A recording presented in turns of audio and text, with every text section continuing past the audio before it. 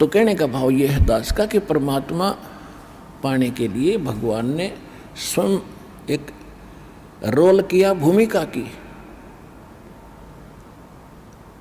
परमात्मा कहते हैं जो सुख है गरीबी में वो ना ही रे अमीरी में।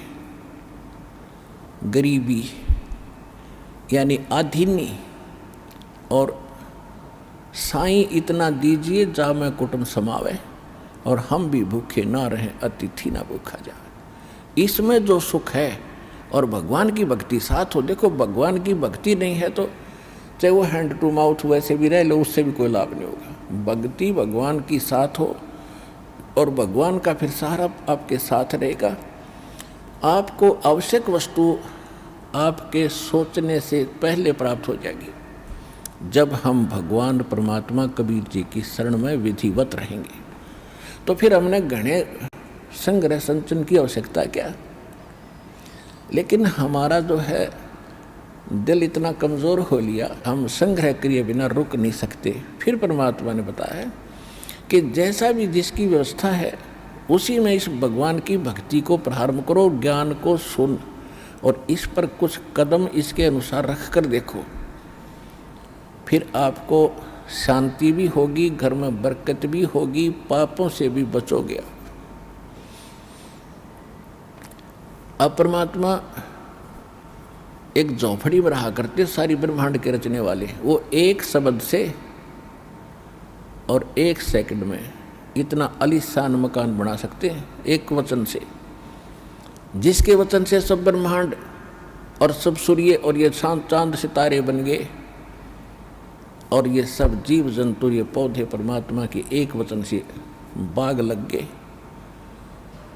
तो क्या वो अच्छे महल बनाकर नहीं रह सकते थे इस पृथ्वी पर? काशी बनारस में वो जुल्हे का काम करके क्यों दिखाया उन्होंने? क्यों एक झोंपड़ी में टाइम पास किया कि बच्चों आपको बस इतना ही पर्याप्त है। इस गंदे लोक में, इस काल की जेल में तुम बड़े बड़े व्यवस्था करने चाहते हो तो तुमने भांग पी ली। आपको ये जेल महसूस हो नहीं रही क्योंकि आपको नशा करा दिया इसने। अब ये परमात्मा का ज्ञान एंटीबायोटिक काम करेगा, ये आपका नशा उतारेगा और फिर आप होश में आओगे। फिर आपको यह जेल दिखाई देगी। जब आपको ये जेल दिखाई देगी तो इससे निकलने की आप चेष्टा भरसक करोगे।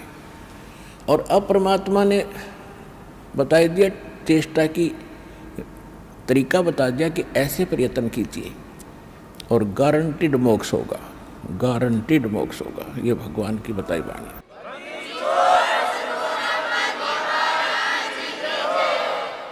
तो क्या बताते हैं कि हम समझा करते जो जंगलों में चले गए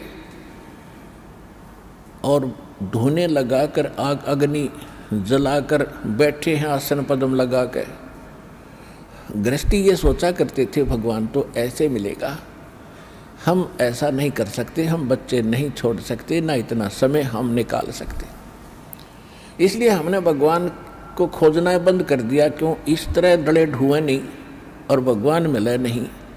फिर भी दुख होता था, अपनी छोटी मोटी क्रियाएं भगवान की करते ही रहते थे, क्योंकि आत्मा परमात्मा के बिना नहीं रह सकती।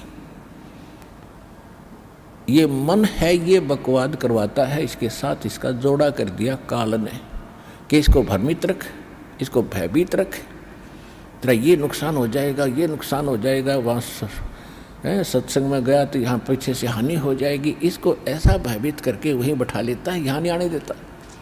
और वहाँ रहते रहते सारा परिवार का परिवार नष्ट हो जाता है। तब कौन सी रक्षा कर ली आपने? रक्षा करने वाला भगवान, इससे आप दूर कैसे बात बनेगी आपकी?